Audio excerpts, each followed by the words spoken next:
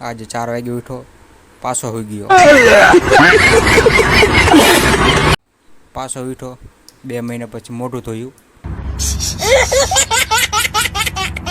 5 મહિના પછી નાવા આવેલો, 5 મિનિટમાં તૈયારી થઈ ગયો. હું રામજીભાઈ રખડવા નીકળી ગયા. માંડવે પૂછતા અંદર જઈને જોઈ, શરમ લાગી, પાછો આવ્યો. બેનની સગાઈ હતી, એમના મોઢું ન જવા દઉં. જમવા પૂછતો, આટલું બધું જોઈને તો હું ગાંડો થઈ ગયો.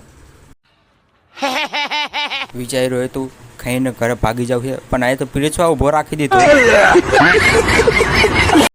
ફાઇનલી ઘણા વર્ષો પછી આવું ખાવાનું મળી ગયું.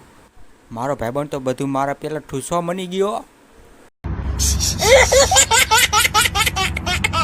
વિડીયો પસંદ આવે તો સબસ્ક્રાઈબ કરી વાળજો ચેનલને.